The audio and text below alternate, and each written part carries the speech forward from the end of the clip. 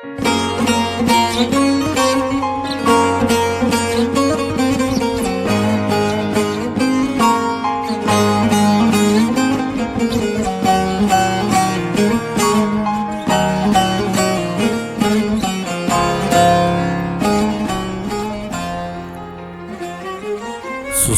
ihbar ederken hangi damarından taşırdın denizlerin tozunu?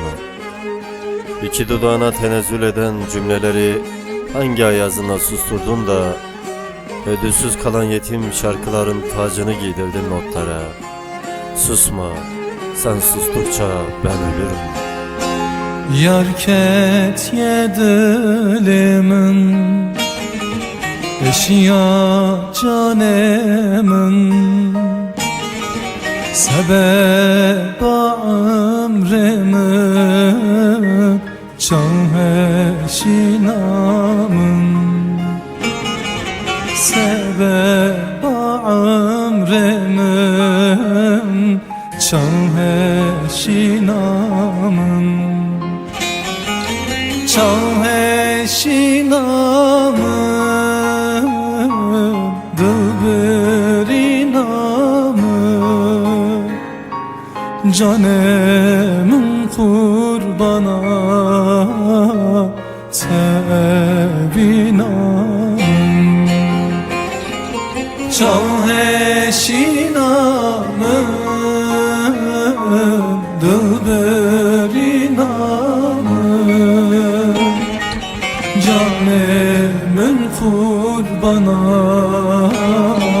sevinamın. Sesinin tanıdık bir yerinde düğümlendi sözlerim. Yetmedi dudağımdaki sözlerin büyüklüğü. Acizliğimi bertaraf edememişken seni anlatmaya yeltenen tüm cümlelerimin katil vacipliğine soyundum. Ve topuklu ayaklarının altına uzanmış acılarımın terk edişine uzandım yine. El yazısı mektupların içinde saklı yüreğimin izlerinden yürü ve hiç uzaklaşma yüreğimden. Soluğumun en sıcak haline nefesinin hoşluğunu ve serinliğini bırak. Uzasın saçların bizi sarılır gibi. Bırak da içindeki ateş yansın.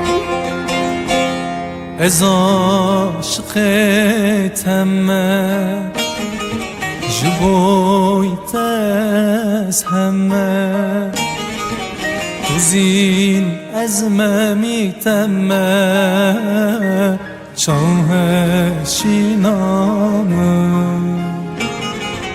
Tu zin ez memi temme, can eşinamın. Can eşinamın, dilberinamın, canemin kurbana sevinamın. Can eşinamın,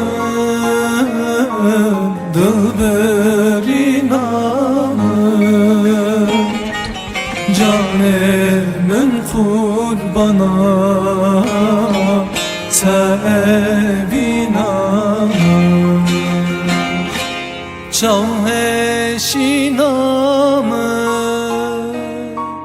dilberinamın, canemin kurbana